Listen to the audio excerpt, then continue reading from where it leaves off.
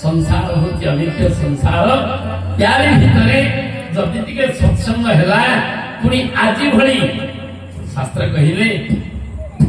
जदि वर्ष एक न करि पारुच नाही ना ए तीनटा मास करे ना को मास ना तुला मकर में शेषु प्रात स्नान जनार्दन तुला मास माने तुला मास कोटा बोले तुला टाइम कोठी आषाढ़ श्रावण कार्तिक मास ना ज्योतिष शास्त्र रे कार्तिक होची तुला मास ये होची तुला ज्योतिष शास्त्र रे कहले ये तुला मास तू सबुदिन न करे कार्तिक मास रे तुला मकर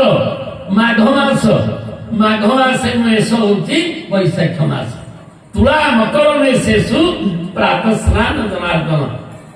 ये तीनोटी मास रे टिके प्रात स्नान करी जदि भगवत कथा कीर्तन करू श्रवण करू पूजा पार्वण करू नहीं करी हबनी से पंचुक 5 दिन देखा चेष्टा करवा 2 दिन गला गाधेनु ना नहीं मो शेष दिन रखी हरि बोल 5 दिन भी जंजाड़ी लोक जहाँ जंजाल लगी घरे जाऊँ हरि बोल जदि क्या पचार घरे जाऊँ अस्तु से 5 दिन में गोटे दिन ना से दिन टा निश्चय हम से दिन की आम कले ना कले सीना मन भर रखिले छाड़ खाई बेगे लाइन लगेगा ना मिलनी शास्त्र विचार कले कले ना सत्संग करवा प्रभु को आत्मसमर्पण करवा हे जगन्नाथ हे प्रभु आउ पछे न दियंतु मते जन्म एई जन्म रे वैकुंठ प्रिय दर्शनम एई जन्म रे ही भगवत कृपा लाभ करी भगवत भक्ति लाभ करी एवं मनुष्य जीवन रे जे जतबेले पचारे किमिति अछु आनंद रे अछु मो चालू पानी गड़ी थाउ पछे मते जेते दुख पड़ू पछे